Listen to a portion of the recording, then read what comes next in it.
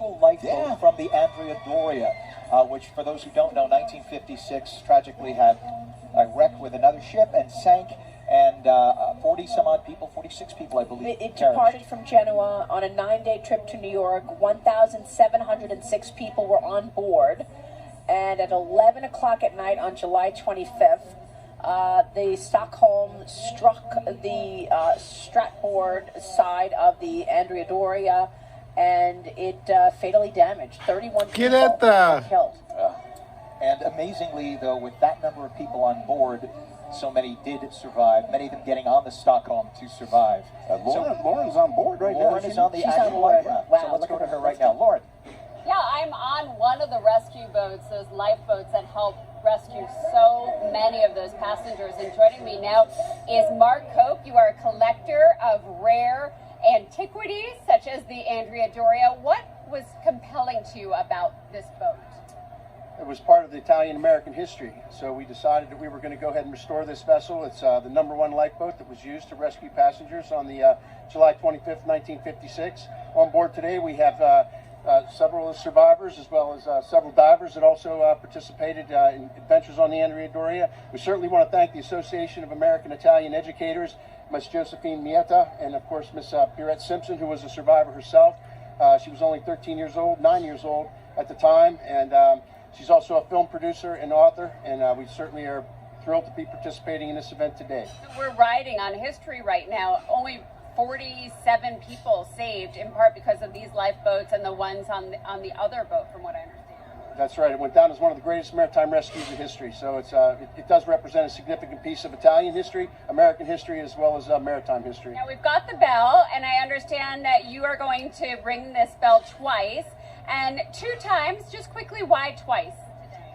One in honor of Christopher Columbus, of course, and one in memory of the casualties, the souls who perished, 46 of them on the Andrea Doria on the Atlantic. And what a story you have that you survived. Oh yes, I was with my grandparents immigrating to America when the collision struck off Nantucket Island, and then we had to take a lifeboat. So thank God I'm here because of a lifeboat, but it was so harrowing being lowered into a lifeboat because ours did not work.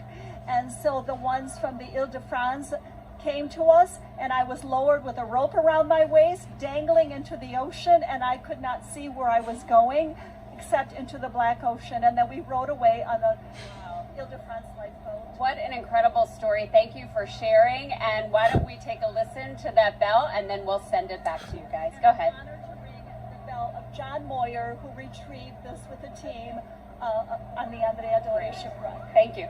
Here we go.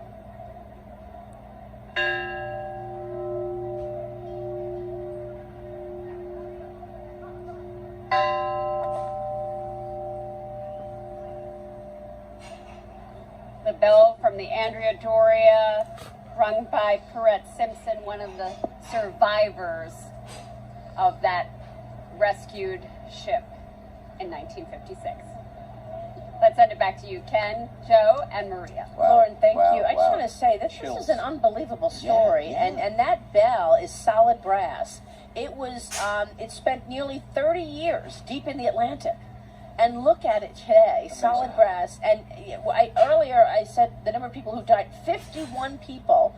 Actually, the Andrea Doria was fatally damaged, and 46 of those people were killed. So the death toll is 46 from the Andrea Doria. Lord, that's amazing. Amazing. And thank goodness there were other ships in the area, because that was a busy shipping channel, rather. So a lot of big ships were there. It was a foggy night. That's how the boats originally collided. But Ile-de-France, as she said, nice to meet you, ma'am. I'm looking at the survivor right now. Really unbelievable. Thank you so much. God bless you. And thank you for being here to tell the story. Amazing story. So the Ile-de-France picked up so many of those people. Yeah. Wow. That is history right there. And love it. how amazing that a dive team was able to go down and retrieve something so heavy. Solid brass bell, but you get chills when you hear that bell. And all of those smaller boats that came, and as she told the story, she had to be lowered down to actually get in the boat. She said one of those fishing boats didn't work. And you didn't know. If you were a parent, you didn't know if that was going to be the last moment you'd see your child alive, right there. Can I yell like that? How old were you? How old were you? She was 9 years old. God bless you, girl. Wow. God bless you. It's an honor to meet you. God is good. Honestly, yeah. She was 9 years old. What a story. Thank you. That is something that the ship was actually recovered, and now we have it on Fifth Avenue in New York City, And all here the way we- from Genoa. With the, I'll tell you what, the sun is shining behind us. We got the sun. It's a beautiful, beautiful day.